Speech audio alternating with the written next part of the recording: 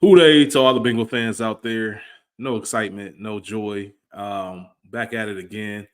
Another episode of Gridiron Jungle, hosted by your two favorite, frustrated, disappointed, sad Bengal fans. Myself, Kieron, Mm. and my brother Phil. Phil, I already know what's going on, but just for the people out there, what's going on, man? How you feeling? Hey man, not feeling how I expected to be feeling on this Monday, but here we are putting the pieces Start together and stark contrast between recording last Thursday with Mario and what we're doing tonight, yeah, man. A lot of the confidence has left the room, that's for sure. Really thought we had that one in the bag, but it is what it is. But we're gonna try not to, moan and be in our feelings this entire episode. Can't make any promises, but we are here for all of you out there who tuned in. Thank you for tuning in to another episode.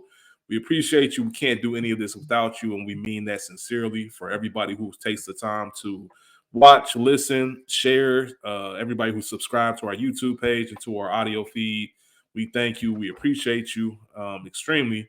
I want to read actually a couple comments that we've gotten on our YouTube page, Phil. yeah. So I want to make sure that I highlight some people.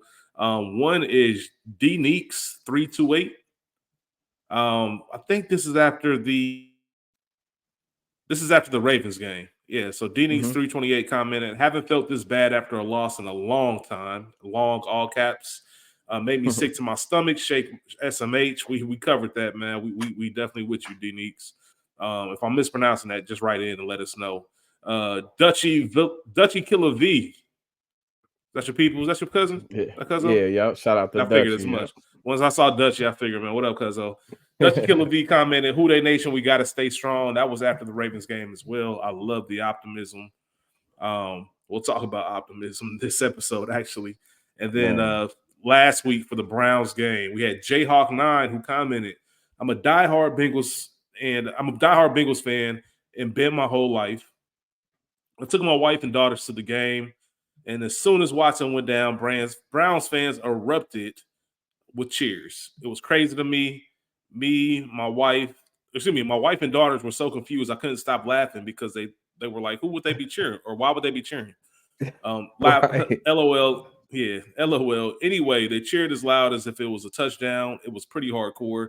I just hope something like this or something like that does not happen with our fans. I think that's what he was trying to say. I just hope something like that does not happen with our fans. I like to think we're better than that. Who they? Sorry, I promise I can read y'all. I should have pre-read it before. So, but Jayhawk, we said the same thing. If you listen to the episode, it sounded like you did. It was kind of crazy if you were there. I had Yeah. Cleveland fans texting me, asking me like, "How loud was it in there when he went down?" And none of them really had any remorse. Like it just is what it is with No. that relationship. So yeah, hopefully I don't think we would do that. I don't think we would do that to an opposing Nah. player or to a current player. And if we did, I think our stadium would be. I think we'll self correct. I think we police ourselves when it comes to stuff like that. That's just insane behavior. That's why it's still mind blowing because I've never seen anything like that. So, thank you to everybody who took the time to comment. We appreciate that. Like I said, if you keep those coming in, we will make sure we include you in the show. Thank you to our guest Mario, who we had last week for the preview. But we are here to talk about Week 8, Phil. You know how we start this thing every single week. What were your overall thoughts on the game? Yeah, really frustrating to see the team lose 37-17 and, fall to 3-5, remaining winless at home. It's hard to really wrap your head around that. We're headed into November and we don't have a home win. If you would have told me that in the off season, if you would have told me that before the season started, would not have believed you. But outside of the opening drive, which was an amazing, efficient drive, well, an amazing, methodical drive, 10-minute drive, took really essentially used the entire first quarter. I thought that was great. Didn't really see them build on that throughout the rest of the game. They had one good drive in the second half, in my opinion. I thought the defense played okay until the latter part of the game where the offense kind of sputtered and you know really just the momentum completely just left the team. And you know, again, the offense underperformed. You know, we had 3 explosive plays the entire game. You know, a pass of 17 yards, 14 yards, and 17 yards. We had no explosives in the run game. Um, and you know, in the first half, we ran the ball 9 times for 17 yards, and we threw it 24 times in the first half, and we were up 10-3. Like I don't know. It's just like none of that makes sense to me. It's just really poor management again. And it's really frustrating to see us lose like that in front of the second largest crowd in Paycor history. So I think the theme of this podcast today will probably be frustration, disappointment, and anything that falls in between those two. You want to know my theme for the podcast? Go ahead. Peace. Peace is my theme. I Not heard. peace as an exit. I'm talking about peace as in finding your peace. I posted on my Instagram page, my personal page. If you follow me, Yeah, the yeah, Bengals are ruining my quality of life. And I for know that sure. sounds funny and that sounds like a joke, but I'm 37 years old. Like I've got a ton of things in life that I'm a full adult. A ton of things that fall directly in my hands that I can't ignore and I can't, push to the side. I just can't. We're at that part of life. I don't have the luxury of being 21-year-old Kieron, the Bengals fan, who can carry these losses um, with me throughout the week, like and have them mess up my day. It's starting to go back there this year, where fan is short for fanatics, as you always say, Phil. And Hmm. I love the Bengals. I'm a fanatic, man. I care about this team. But I've learned, and I mean this seriously, as someone who loves their sports teams as much as I do, at some point you have to protect your own peace and you have to accept things for what they are. There's a lot of optimism up until this game about our season and where we stood. We talked about the prospect of being 4-4. If we won yesterday with the Raiders up next deck, possibly getting over 500 and really getting this thing on the roll. We've seen this team do this over the past few years. Start off slow, then find their footing. Understand that that's good. The difference is, as I look at this team, I just came to the reality and I chose peace to realize that this is not a good football team. And that's just what it comes down to. We have very good Yeah. players, very talented players. Hmm. We're not a good team. We're not a good team, and we're not going Mm-mm. to be a good team. Even if we go, I'm telling y'all right now, we can win the next 4 games. We can be 7-5, and I'm still Hmm. gonna feel the same way. Like we're not a good word. And when you're the team that's supposed, because at the end of the day, it's cool. I think in one of our first episodes about the Dalton years and how that was easier as a fan because you never really had those high expectations, right? You wanted to be good, you wanted to go to the playoffs, and anything can happen. Roll the dice, we'll see. But you never had those expectations that weigh on you, especially as a new Hmm. franchise. It's different if you're the Niners or the Patriots or the Steelers or these story franchises who win and know how to win, and their fans are just kind of like, this is what we expect. When you're first getting into that realm, it's like, all right, then cool, we're here now. Let's see what we can do. Let's see what we can string together. And we just don't. We're not that. We don't have that, and it's hard to keep tricking yourself every single week, telling yourself this is the week. All right, we get back on track. We're just not good. We're not. Everything we see is just an issue.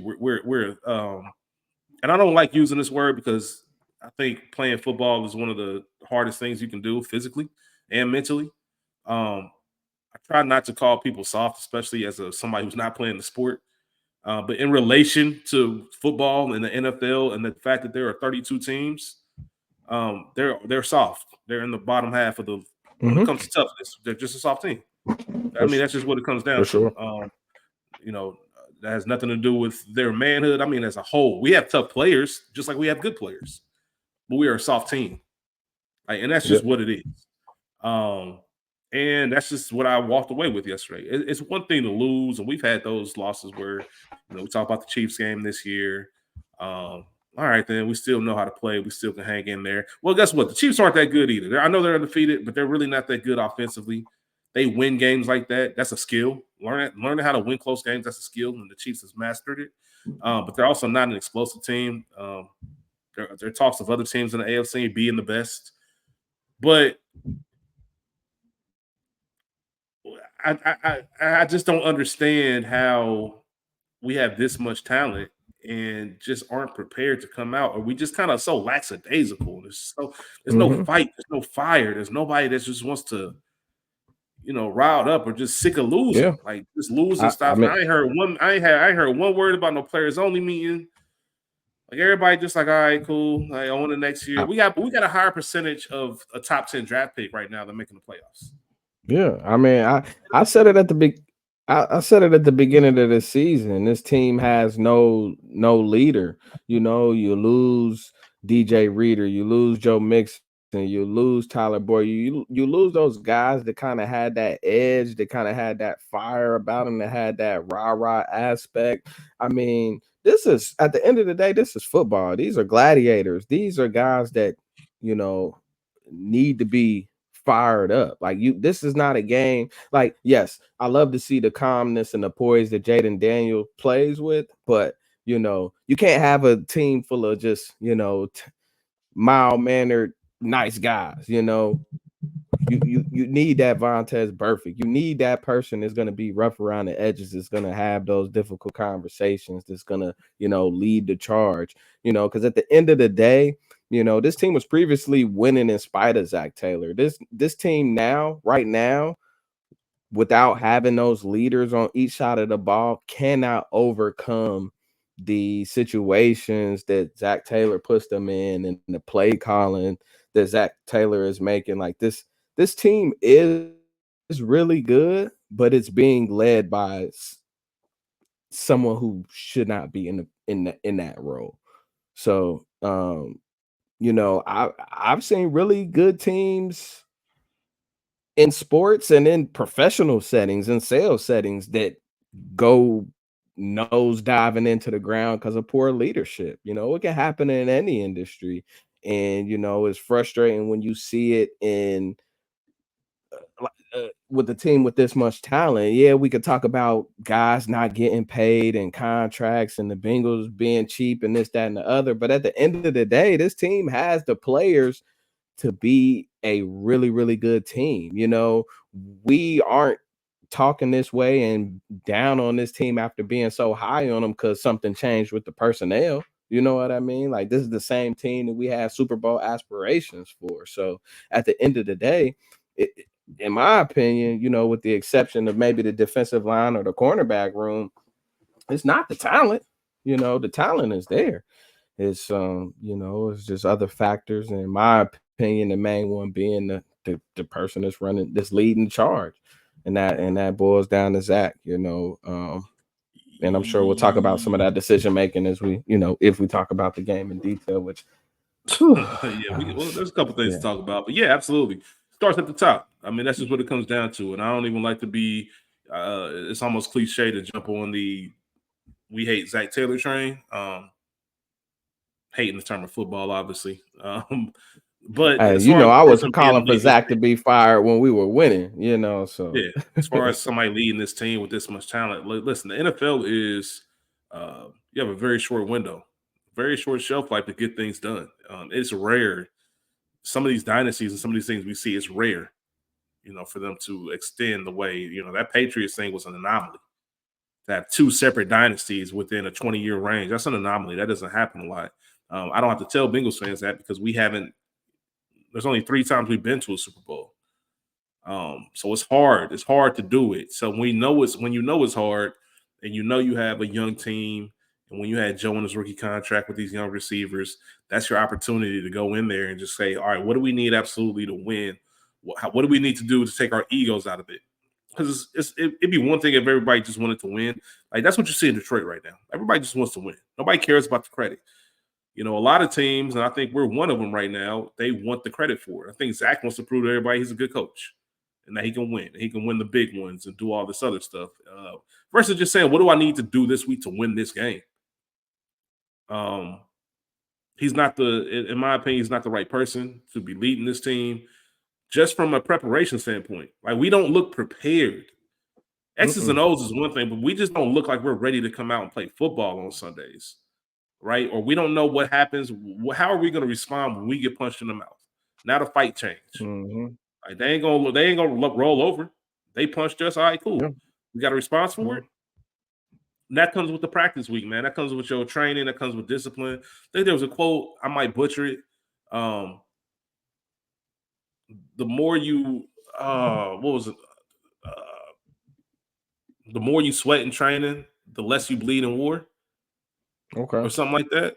You know what I mean? Like the more you prepare, man, the easier the game is. Like that game should be Yeah. scripted. Everything should be scripted. You should know what they're gonna do. They're oh man. And I All mean, right, if stats you wise. listen to the player, oh, go ahead, go ahead. No, I was just gonna start talking about some stats to kind of round that Yeah. up. But go ahead, go ahead, go ahead, go ahead, go ahead. I was gonna say if you listen to the players and you listen to the coaches, like the practices, the week of practice leading up to the game seem to be strong. Same deal when you hear Darren Simmons talk about Evan Somebody lying. McPherson, they talk about how well he's striking the ball. Like if you watch Evan McPherson in pregame, he is every single kick is just money, money, money, money, money, money, money, money. But then when the games, as of late, Money Mac hasn't been so money. Magic McPherson hasn't been so magical. So, there's something, across all levels where what they're doing on the practice field and game planning just isn't transitioning onto the field. I don't know what it is, but it's I don't know if they're pressing too much, knowing that the situation, the hole that they put themselves in, but I don't know. Something has to change, whether that's making an acquisition, whether that's addition by subtraction, wink, wink, whatever the case may be. There's got to be some type of change if you want the results to vary. Yeah, and I don't want to hear any of that. Well, they've been doing the same thing that's been making us win the past few years. Well, this isn't working now. Part of your job as the Hmm. head of an organization to be as a head coach is to adjust on the fly. All right, that might be what we do, but that's not working at right now. What do we need to adjust? What do we need to tweak? What's the strength of our team? What's the strength of our defense? How can we play to that? How can we relieve pressure? Because right now, in the past few weeks, we've even alluded to it. Joe Burrow has to play perfect games. And when Hmm. you make as much money as Joe Burrow, okay, that's cool. I'm not even mad at that. But literally, he has to play perfect games for us to win. And that's not how a good football team, a great and elite football team should be set up. Right. Right? Right. 3 phases of the game, the whole nine. Let's talk about some stats real quick as we talk about the overall game. Hmm. Eagles outgained us by over 100 yards, 397 to our 280. Yeah. Um, Joe Burrow had 7 more passing attempts, and Philly still had 14 more passing yards. They had Hmm. 236. We had 222. Philly had 161 rushing yards to our 58. I believe we averaged 2.9 a carry, Yep. if I'm not mistaken. Yeah. That's Average correct. yards per play 5 compared to Philly 7. Obviously, we lost by 20. We lost a fumble. We threw an interception. Right place, right time, kind of freak play. I don't put that too much on Joe as far as a bad read. It was just a great play. Sometimes that happens. We allowed 1 sack, which I believe was on a play action. I forget who got the sack for Philly, but I know it was a play action pass. They beat Mims. Play action is just tough when you're already coming with pressure. I think that DN did him with a nice little shoulder dip. But I remember that sack happening. Um, and time of possession, as we talked about, they only had it for 3 minutes longer than we did, close Yeah. to 4 minutes Yeah. longer, and 4 penalties. We had 3 penalty yards, if I'm not Hmm. mistaken. It was a lot of the things we talked about, and even as we mentioned on our previous show, we talked about time of Yeah. possession and setting the tone. That first drive, as you said earlier, Phil, 19 plays for 70 yards, 10 minutes and 4 seconds. You Yep. come out the game like that and you score 6 on your first drive. I mean, we're talking completely opposite. That's a different team. That's the team we expect to see. And last week we talked about them running 20 more plays than us. This week they only ran one more play. It was 59 to 58. And as you already touched on, about 3 minute difference in the time of the possession. So, we did the things to be in the game, to win the game, but lost the turnover battle 2-0, which Philly hasn't really won it all in a year. So for us to do that, that kind of just, Mario talked about it. If the Eagles were to get takeaways, they were going to win the game. And We talked about the ultimately that, Eagles only had two takeaways of the defense, and that yeah. changed. And another thing we talked about, them not scoring any points in the first quarter. Another game where they scored 0 points in the first quarter, and then they went on to score 37 points over 3 quarters. I mean, Yeah, it's I, I, crazy. I think I think what as we're talking about this in real time, I think part of the reason why I'm so upset and frustrated with this game or with this team in general, this was one of the first times all year where we made another team look better than what they were. I feel like we just Hmm. jump started Philly season, right? You could say it was a Giants game, but I think we all can agree the Giants aren't that good. They're not that good of a Yeah. football team, top to bottom. They don't strike fear in anyone, right? This one Mm-mm. was a toss up. We were favored by 2.5 points this game. Yeah. You So know what I mean? essentially, us being at home, that's a pick 'em, and a pick Yeah. 'em shouldn't result in either team winning by 20. Either team went about 20. Just didn't see it coming. I thought it would be close. I think I said 28-23. Um, but I just thought we'd come out and have a little bit more dog in us, and that just didn't happen, man. So it was a little bit frustrating. I will say this too. Um, Way too many Eagle fans for my liking at Paycourt. Man, the birds were in the building, that's for sure. Birds were in the building. You could not just see them. You didn't just see the green, which obviously stood out because of the whiteout. So any color besides white, you Hmm. could stand out. But you heard them. I heard the chants. I heard all types of way too many Philly fans for my liking. Doesn't happen a ton. I still applaud Cincinnati and the way we support the Bengals, especially going to 2 road games so far this season. It's just not like it. There was a Philly fan in front of me. This is a real story. Philly fan in front of me who traveled for the game. He looked back. I took moms to the game. Shout out to moms. He looked back at us and he was like, "So, do y'all stand the entire game?" I'm like, "Yeah." He was like, "Back at home, like back in Philly." He was like, "We sit for some of the game. Like, we sit in certain moments." I'm like, "Nah, man, we up, we up." And we saw that in New York, though. We Nah, saw that in Cleveland. Like some yeah, cats was just sitting yeah, down the whole time, and it's different. I've seen it on the yeah. road. So shout out to the fans. If we're gonna give some credit, we're gonna give it to the people who Yeah, it came definitely out felt good and to be back in Paycor after the back-to-back road games. Definitely felt the energy in the stadium. And we've said it on here before, man. We deserve better. That home crowd, those fans deserve to see a win, so yeah, let's start with the special teams, Phil. Let's start with some special teams talk. What were your thoughts and takeaways from our special team performance? yeah, I mean, special team wise, I mean, I don't think we punted the ball at all this game. So nothing really there. We had 2 kick returns, which, 2 decent returns there. And I think we had 1 punt. No, I don't even think we returned the punt. I think it was a fair catch on the punt, or maybe it was a touchback. If I can't remember, but yeah, it wasn't really much in special teams outside of the missed field goal from Evan McPherson, which I kind of touched on a little earlier. Definitely frustrating there. I know he made one as well. He went 1 for 2, but definitely, for someone that just got an extension of, being the only person that got paid this offseason, you definitely want to see more money from Mac. So special teams, I thought, I guess overall you could say, I guess, kind of was a letdown in this game, being that they just didn't really impact the game the way that they had previously. Yeah, no punts as you mentioned, missed field goal. At this point, I think, and this is I don't want to even just pile on Matt. There's a lot of kickers missing field goals. Justin Tucker missed a field Yeah, goal yesterday. yeah. Um, Arguably the greatest kicker of all time. I just think it's been Hmm. tough for some reason, one reason or another. Um, I think we have enough evidence so far this year to kind of point to if we're I think anything beyond 50, let's go ahead and just go for it. Hmm. Especially, well, yeah, if we're in field goal range, that means we're on their side of the field. Yeah. And I'd rather put the ball in Joe's hand because worst case scenario, they're going to get the ball right at the same spot that would have occurred with a missed field goal. I know, like you said, it's hard when you're watching your kicker drill them during warmups, so you have faith and confidence. There was no win yesterday. No Yeah, win to pay it was a for. Um, perfect day. yeah, but that was a 57 yarder. 57 yarders aren't easy. I know you pay him what you pay him to make those, but I just think that he's missed enough of them to where we need to at some point you got to start telling yourself, all right, I got to blame myself for putting myself in that position. Right, So I don't know what it is. I don't know if it's mental. I don't know if he has the yips right now.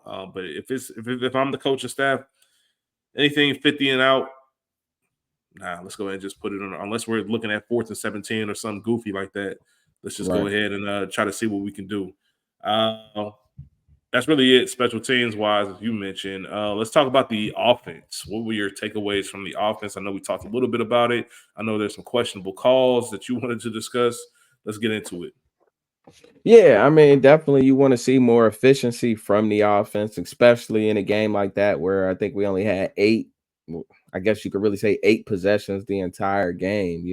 When your opening possession takes 10 minutes, you've got to score on every drive. And that's what Philly did in the second half. Philly got points on every single possession. You got to be efficient there. I said it earlier. We had zero explosives from the run game. We had zero runs of 10 yards or more. Our longest run came from Burrow, the 8-yard scramble that he had. Chase Brown had a long of 5, and Zach Moss had a long of 4. We only had 3 passes that were over 15. That were over 15 yards. So you had the 28-yard play to Eric All. You had the 41-yarder to Burton down the right sideline, and you had a 24-yard play to Jasecki. But those are the only 3 explosives in the game. For an offense like ours, I know I say it all the time, and I'm gonna say it again. T makes everything go. When you take T off of the field, everything changes. You know, this team, and I could have saved this for later when we have our little numbers and stats, but I want to make sure that I talk about this. T has missed 7 games in his career due to either hamstring or quad injuries, and the Bengals are 1-6 in those games. I know people are probably tired of hearing me say that T makes everything go, but like if that stat doesn't tell you that T makes everything go, I don't know what else will. I don't care what team it is that you line up against her, that you lined up against them. When T's not on the field, everything drastically changes. As much as I like Yoshi, he's not a 2.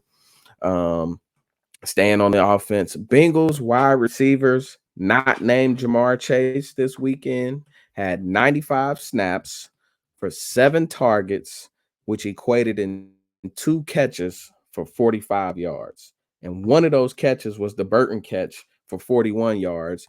The other one was a Irwin catch for 4 yards. And Burton did that on 24 snaps. He had 3 targets, only had 24 snaps. Irwin had 16 snaps. Yoshi was 0 for 3 on targets and 51 snaps. And Charlie Jones had no targets in his 4 snaps. So you take T away, and, this offense is pedestrian at best. So, you know, what do you do if you don't resign T? Burton has not been who you thought he was. Nobody else on this roster is stepping up, and you can't. I don't even care if you took a first round receiver next year. You can't expect them to be T Higgins. It's unrealistic. And again, I'm gonna put this on Zach. Zach was hired because he was supposed to be some offensive mastermind. This team has scored 17, 17, and 14 for 17, 14, and 17 offensively over the past 3 weeks with this type of talent. That is unacceptable. I mean, it's laughable. I know it's not gonna happen, but if Zach Taylor were to get fired, nobody's knocking on his door. If nobody's hiring Vrabel and Belichick, nobody is even thinking about Zach Taylor. He'd have a tough time finding a job, I think. Oh my gosh, the offense has really been frustrating, really been underperforming again. This offense has continued to be the reason that have been held back. I know Burrow is having an amazing season, and that's great, but this run game has been non-existent. And when you see the front office, and I think Zach Taylor had a lot to do with it, when you see him just give a guy like Joe Mixon away, who looks like the best running back in the league, and this team can't run the ball, it's crazy. It's so frustrating. It's borderline malpractice. It's pathetic. It's pathetic. Can't agree with you more. I will And this say wasn't just even to a good kind of defense weekend against. nah. Beautiful ball by Burrow to Burton on that right side. I will say that that was one of the highlights of the day, as you mentioned. Just want to give a little bit of a light. If I see some light, man, I'm gonna give it because everything else is bad. But I love that ball. I thought that was beautiful on that right sideline. Gesicki fumble late in the fourth quarter. That's one of those things where I said that's just frustrating because it feels like I don't want to say giving up, but that was late in the game. The game was already decided. Um, you just got to keep going, man. Just try to play mistake-free football. Can't be careless with the ball, especially at home. Like just it poured on. That's what led to that last field goal they kicked with the 2-minute warning left. Let's talk about the big thing that I think changed the game. I think this play changed the game and the direction overall of where things For went. sure. 4th and 1. We all know it. We've all been talking about it. So you have a 4th and 1 play, 46 seconds left. I believe in the third quarter. Yep. On our own 38-yard line. We're in our territory, on 38. The score is 24-17. Philadelphia is leading. Chase goes in motion. Cooper follows him, which lets us know Cooper DeJean, which lets us know they're in man coverage. First, before I even ask you, because I don't even know what that play was to describe it. How did you feel about the call going for it on 4th and 1? Obviously, before that, I'm sure you might mention the 3rd and 1. Yes, thank you. I Go was ahead and gonna get it. Go ahead and say, get into it. that drive right there, Burrow starts with the 8-yard scramble on first down, gets it to 2nd and 2. They run a stupid like a fake counter up the middle with Chase Brown, which equates to a 1-yard gain to put it at 3rd and 1. Then they put in Moss when they should have had Moss in on the 2nd and 2 play, televising the run. But if you're going to televise the run and you're going to put Eric all in motion to block, you might as well just stick Drew Sample, who was also in the game because you had 12 personnel, letting them know you're going to run the ball. You might as well just stick them in the fullback and just run the eye. Philly just lines up and just pushes it right down the other team's throat. Do the same thing, like you got big guys on the interior. You got a guy like Zach Moss who can run the ball. It was 3rd and 1, and you just doing silly stuff. And then you set up the 4th and 1, as you mentioned. Everybody they just televised. The defense told us what we were doing, and we still ran a play that ran right into the teeth of the defense. And we were getting anything we wanted on little short, quick slants and outs to Gesicki and even Chase all day long. Just run that same play that's been working. Run a bootleg, anything. Don't throw behind the sticks in that situation when you got the playmakers that we got. Throw it to Yoshi. Just whatever you got. There's so many different calls. It was terrible. It was just an awful call. It was just awful call. Do you agree with going for it? I don't think it was necessary in that moment. I didn't necessarily have the reason why I had a problem with it was because the play that was called. You call a better play and you get that and you turn around and score a couple plays later and tie the game up. That changes everything, in my opinion, going in our favor versus in this situation where it completely took the wind out of us. So it was pretty. The game was essentially over after that. Yeah, so that's how I'm kind of looking at it. I'm looking at it in the sense of, okay, you can punt it because, like I said, the key factor of this whole thing is you're on your own 38. If we're in midfield, no brainer, go for it. Like I don't have any problem with it, just given the flow of how that third quarter was going. We're at our 38. We have an incredible punter. Let's see what we can do. Let's see. I'm not saying we're gonna stop them, but I do know one thing. If we go for this and we miss it, and then we give them the ball at their 38 or our 38, like I said, they're already in our territory. This game is pretty much a wrap. Like I said, there's 46 seconds left in the third. And shout out to Nathan, man, the guy I sit next to for season tickets. Nathan said it early in the game. when we were up 10-3. He was just like, man, the last thing we can do, I think they were driving. He said, the last thing we can do is let Philly get a lead because they have that rushing attack and they're just going to wear it down and eat the clock. And they were absolutely right. So once again, with that much time left in the third quarter, knowing you're about to go to the fourth, you might be better off just going ahead and punting it unless you have a surefire play. Right. I don't know. It's hard because 4th and 1, everybody wants to go for it. And it goes back to what I said at the beginning of this podcast, man. And it's really simple. X's and O's don't mean anything in that moment, man. This is inches, the game of inches. Who wants it more, bro? Who got that dog in him? This man's in my way. I need to get him out of my way so we can keep this drive going. That's what it comes down to, heart determination. Like, I don't care about no special schemes and motion and all this other stuff, bro. No, line up, put Eric off, put Sample in. Mano y mano, man. Do you want this yard? Do you want this yard? That's what it comes down to, man. We gonna line up. Y'all know exactly what we're doing, but you can't do anything about it. We want this more than you. So if you don't go for it, you gotta have that mentality. So we don't have that. We don't have that. It is what it is. Thanks, Zach, for telling us. And I feel like you saw that from Philly. You saw it. You saw it from Philly. Anything we knew, and we all know about the tush push, but there's also a reason they're the only team running it. I think I saw the Giants do it tonight on Monday Night Football, actually. But I forget who I was I forget who I was listening to, but they asked, why don't more teams do this tush push? And they said, I mean, I don't. He was like, is there another team that has a quarterback that squats 600 pounds? And I'm fair, so fair. We did it, and this is a good transition into the defense. Before we get there, Zach Taylor, I guess I can appreciate you taking ownership of bad decisions, but we know. Let's be a little bit more informative. Like when you get asked about the rushing game and you say, well, we just got to get better in that area. We know that. That's why this question's being posed, bro. Like, do you have any plans, anything that you can see that's going to shake things up? I don't know, man. I do think media, there's a lot. I'm with Belichick. When Belichick was driving the media, I understand because a lot of them are just simple, basic questions. I did appreciate when Belichick would get asked a great question, the way he would perk up and answer it in great detail.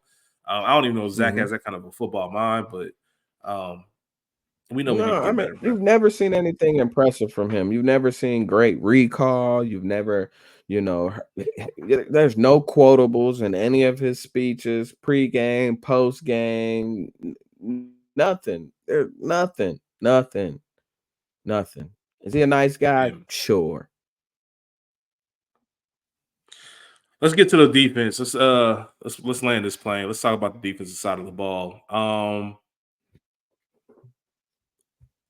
right, a couple things, man. We know we know, they know. Anybody who watches football knows when you're playing the Bengals, they struggle against mobile quarterbacks. I might be tripping, y'all. All right, I might be tripping. I did watch some of the film from this game. Maybe they're disguising it differently, but the fact that we don't have a spy on the quarterback is absolutely insane to me. Absolutely insane to me. Even there was a play when they were driving early in the game, I think going for their second touchdown, and they're in the red zone. And Jalen Hurts runs a draw play. I thought that the linebacker, I can't remember who it was. I don't know if it was Pratt. I thought they were in man.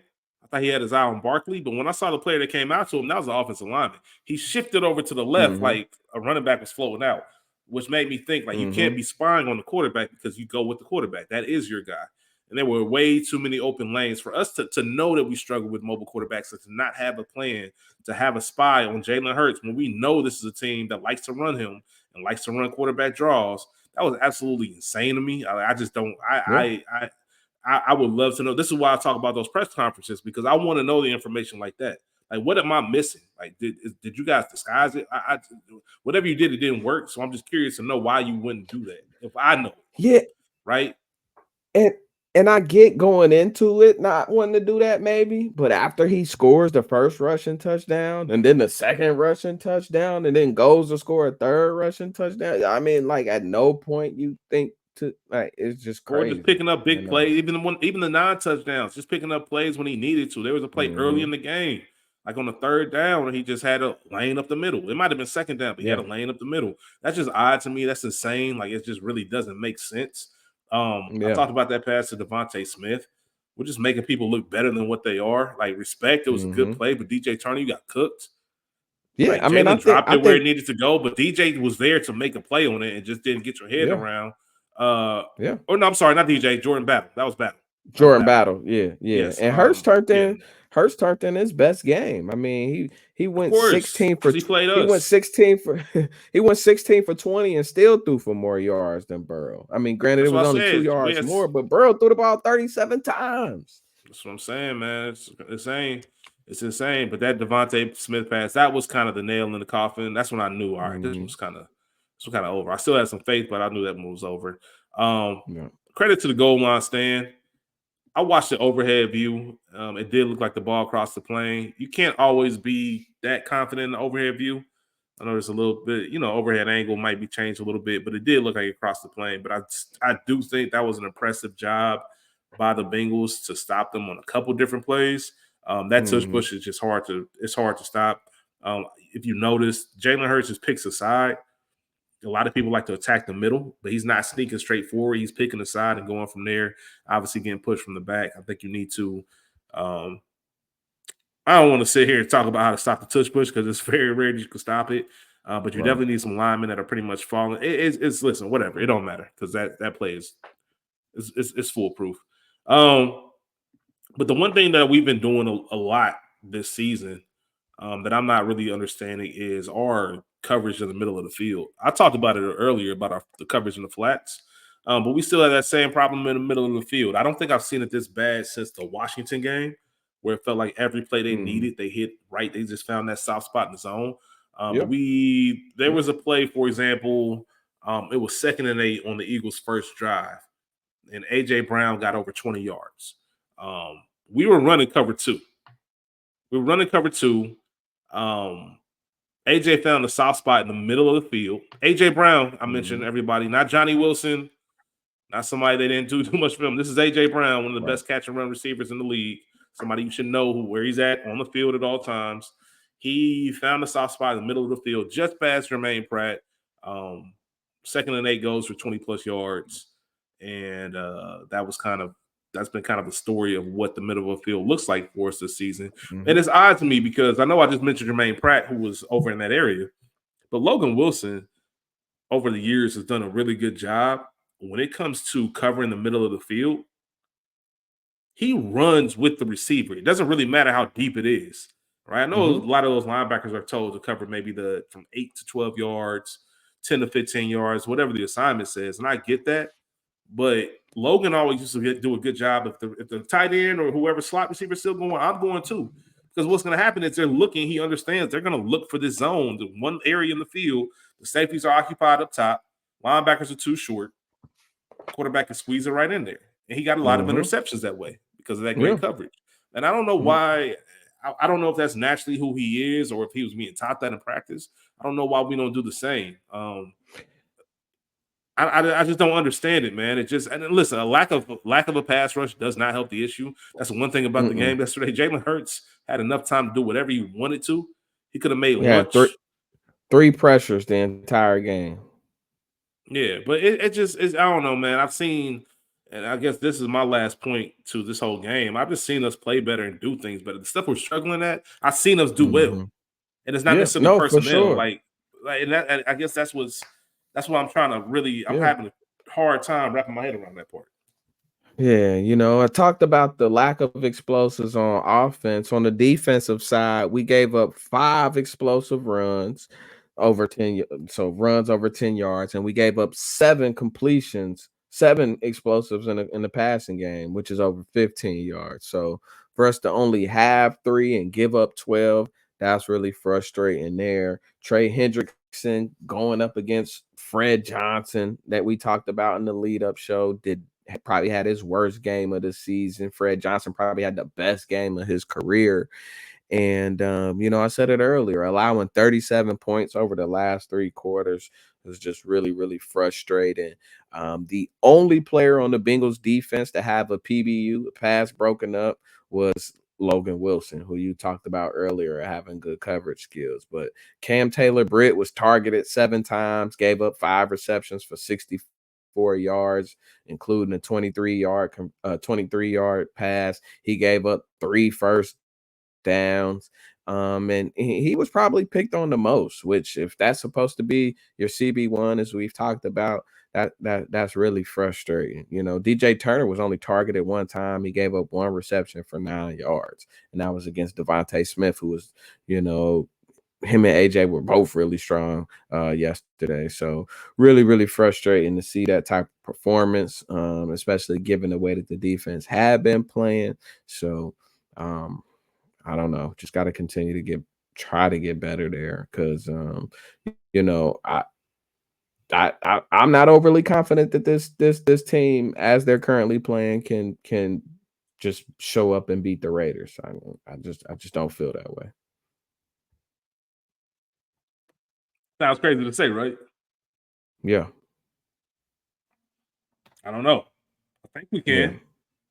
I think we can. But the fact that there should be no more than 3% doubt. Yeah. I mean, we've lost. We've the teams we've beaten, we obviously should have beaten, but we've lost to teams that we had no business losing to. So, I mean, I know if Sunday doesn't, if Sunday isn't a convincing win, it doesn't matter. We're not good. It doesn't matter if it's convincing or not. It does not matter, bro. This is what we are. It just is what it is. Yeah. If it's a close game, then that's who we are. If we win big, it doesn't matter, because they're not going to do it consistently. They're not going to do it consistently. It doesn't matter what they look like on Sunday. That's how I led this podcast, and that's what I mean. Like, it does not matter, bro. This team is not good, and we just got to come to reality. When somebody shows you who they are, believe them. Yeah, right? They show us, and that's cool, y'all. Like, love. The Bengals stuff's still on. I'm not about to jump ship. Like, it's just I'm not emotionally invested right now. And I don't want to even say like all highs and lows. I'm still gonna go support. I'm still gonna watch the games, but I'm not going in there expecting us to dominate like it's 2021. And we're on a playoff run. Like, it's not. It is what it is. We're not good, and until we get good, then I'll rearrange my expectations. But right now, I know exactly. This team has been showing us for 8 weeks exactly who they are, and we keep coming up and pretending like they're somebody else. Yeah, that's just what it comes down to, man. So, shout out to the home team, man. The love ain't never going away, but for sure, it's we know who you are. We know we know all your flaws right now. So show us, man. Show us all this. Hey, listen, it sounds great that we just need to get to 10 wins, man. I think we can run. You know what? Cool, man. Whatever you need to tell yourself, Joe. It's cool, man. You're my dog. I got confidence in you, man. I got faith in you, but you think if he went to Mike Brown and said, "Hey, Zach ain't it," you think it would have any weight? You think it would hold any weight? I think you need a little bit more than Zach ain't it. I think there needs to be a game, because the number one, the reason why I think a lot of teams don't fire coaches, or what everybody should be thinking about when they are going to fire a coach, no different than when you're getting rid of a quarterback. All right, who are we replacing them with?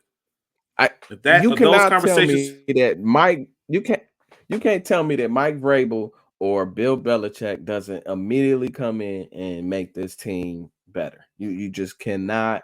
Nothing that anybody says to me can convince me otherwise. I get what you're saying. You're absolutely right. But my thing is, if the front office hasn't had that conversation yet, then you can't talk about getting rid of Zach.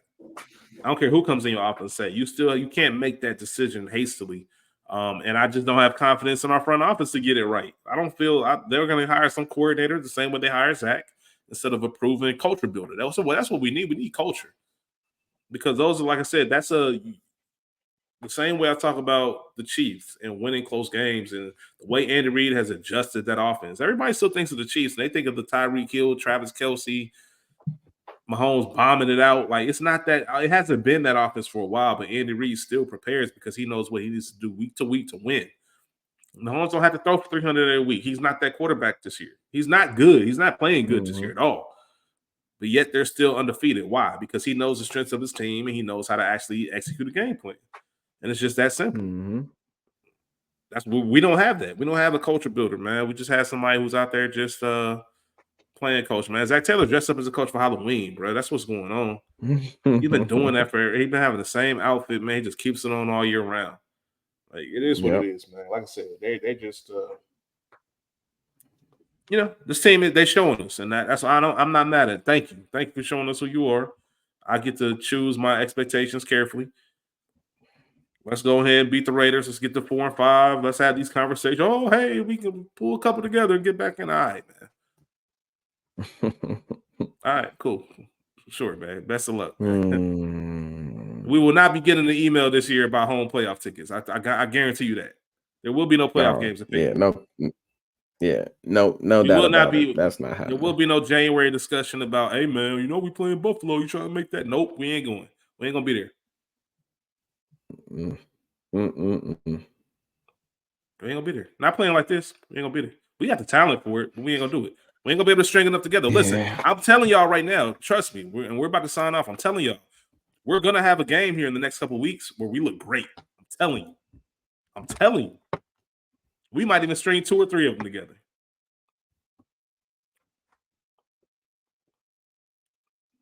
We gonna fall back to this. I'm telling you. Don't get your hopes up. I'm just telling you. Just telling you, man, they showing us. This ain't it. And it's cool. You guys I've come to it early. I came to it in week 8. This ain't it. We ain't got it this year. As much as I thought the NFL script was about to send the Bayou Bengals back down to LA to New Orleans for the Super Bowl, I thought it was a shoe-in. So what does this team become? What do you mean? It doesn't listen, and that's the thing. That's the problem. That's the issue. It doesn't. This isn't just a this season issue. That's my question. Taylor is leading this football. We gonna be doing this every year, Phil. We're doing this every year, having the same conversation. So obviously, granted, the success that Marvin Lewis had during his tenure here, his ability to turn the program around, and granted, he could never get over the hump. It we took knew a while. With Marvin, right. But just hear me out here. We see how long it took for the Bengals to eventually move on from that, right? So, given that we've been to a Super Bowl, being that Zach is 5-2 in the playoffs versus Marvin, who was 0-7, knowing that we have the team that we have, we never had these expectations with Marvin. Even during our up years, we never had these expectations ever. So, as an ownership group, as a team that's, doing all of these things that they haven't done in the past. We talk about the Bengals being the Bengals. I get it. I understand the frustration. I understand that. But if we really look at it and we see all the different things the Bengals have done, selling the naming rights, doing the Ring of Honor, making all of the changes to the stadium, doing all of these extra events to raise, money to, you would think, pay players, at what point do they say, hey, we have to make a shift. We have to continue to do things differently if we want differently. We're in the stadium renegotiations.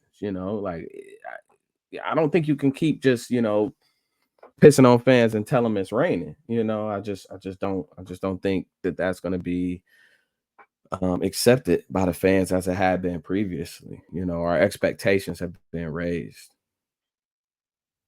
So I pose the question, what is it going to take? What is it going to take for either something to change, or again, what does this team become? Because, the decision you make or don't make is going to force the issue one way or the other. This year needs to keep going the way it is. I'm talking 7-10 type of year, which is what it kind of feels like right now. 8-9. I don't think we finished 500, or you can't finish 500 anymore. I don't think we end 9-8. I don't know if we have 6 more wins in us. I think the Browns right now that they have a serviceable quarterback that can run that offense, that's going to be a tough matchup in prime time. We still got to play the Steelers twice. Division games are different, but we still got to go to Baltimore. All of these games look different now because of who this team is right now showing up. We still got to play the Raiders. Okay, that's one that you could put in the maybe bag. We got to play Denver. Denver's playing well. They're well coached, and listen. That's what you have to look at. I think overall, you got to start looking at these coaching matchups. Maybe all right. So Tennessee, we should be able to beat them. Dare I say Zach is a better coach than Antonio Pierce, but he's not a better coach than Stefanski. He's not a better coach than Tomlin. He's not a better coach than Harbaugh. He's not a better coach than Peyton. And I feel like he's not a better coach than Harbaugh. I don't know when it comes down to it. If we keep it close, if we're not dominant, if we're not blowing these teams out and it's a close game, we're going to get out coached late. That's what it comes down to. Who have we beaten so far? Carolina, New York. He's a better coach. Cleveland. He's a better coach than Canales. He's a better coach than Dayball. And who's our other win? Cleveland. And that's the whole unique situation, the whole Watson situation. So yeah, he's only going to beat coaches that are worse than him. Right now, this year. I know he's done in the past. I know he's beaten McVay. I know he's beaten these other good coaches. Right now, as we stand, this team, the way this team is built up, because he doesn't know that this isn't 2 years ago. You got to switch things up. That's it. That's all I got to say. Man. So, shout out to the Carolina Tar Heels, man, basketball program. It's basketball season. We'll still be back with episodes. Don't get me wrong with Gridiron Jungle, but I'm gonna be excited when they win. I'm gonna be excited when they win. We'll have good conversations when they win. I'm gonna give them compliments when they do things well, but I just don't want anybody to get in the trap of here come the second half Bengals. All right. I think the jig is up. I think the jig is up on that one. Oh, I don't even know if I answered your official question. I went on a rant. I've been on multiple rants this episode. My bad. So your question, what needs to change? So yes, you get to 7-10, 8-9. Okay, you're pushing it, buddy. You start out slow next year. You start off 3-5 next year, and you have another season under 500. You out of here. You gotta be. There's no way you can justify bringing him back for another year after that. So if these years finish, if they go back to back like this, nope, he's out. Yeah. That's it. He gotta go. That's it. I don't think he gets a third year. I don't even know if you gotta. I don't even know if it has anything to do with the record. We know the playoffs are a long shot right now. We're not going to make the playoffs. This current state of the team is not going to make the playoffs. If you miss the playoffs next year again, unless it's some real fluky, like everybody in the division, it's kind of like that year was last year, where the whole division is just dominant, and you got 3 teams from the AFC North going, and you just happen to be the last man out, even though you finish above 500. Maybe there's a percentage or small shot you run it back for a third time. But no, you can't be bad 2 years in a row and keep this roster and you can't. You got to go. Like you said, need a return on investment. Right. So we'll see, man. We'll see. Simple. Hopefully we beat the Raiders. Yeah, hopefully. We should. I think we should. I seriously think we should. But you got to go out there and play the game. Yeah. I thought we were gonna beat the. I thought we were gonna beat the Patriots too. Yeah. I can say that about every game this season. Yeah, man. Cody Ford, man. If you got to play next week, man, you pray. Max Crosby, man. Sure. Yeah. Anything else, Phil? I've said it all. I got nothing. All right, man. Well, sorry, y'all. We just gotta keep it a buck on here. That's what we do at Gridiron Jungle. We keep it authentic. We keep it real. If you know me personally, I'm Mr. Optimistic. I'm Mr. It's gonna be okay. Listen, there's still fight. I've seen enough. Yeah. Not turning my back. That seeing enough is not. That's not the same as turning your back on the team. I'll never do that. Right. Never do that, and I don't want that to get twisted. We are super fans. That ain't Right. changing. Right. I'm not canceling season tickets. Nah, I'm gonna keep paying the money. We good. We keep going to the games, but we're just not a good team. And I think the quicker we say that out loud, the better the rest of the season is gonna go. The more we can start preparing for, you know, what a top 10 pick might look like, or top 15. Like I said, I think we finished maybe 8 and 9. Yeah. Right now we're At in this the rate. 11th spot. So just Yeah, to I think we kind of finished give at you 8 and an 9. So idea. I think I'm not saying the season's done, but I don't think there's many more wins. I think we can maybe win at least half of the next. How many games we got? 9, 4 or 5 We of the got next 9 9. games left. We need Yeah, 7. yeah. I think we need. I think we win 4 or 5 of the next 9. Anything's happened, man. But Yeah. that's it. That's it. All right, See, y'all. We appreciate we you, shall see. Phil. I appreciate you, my brother. Thank you again, as always, man. Being the You best already co-host in know. the world. Until then, we are out, y'all, and I will leave you all with a Yes, hearty sir. hoo day. Who they?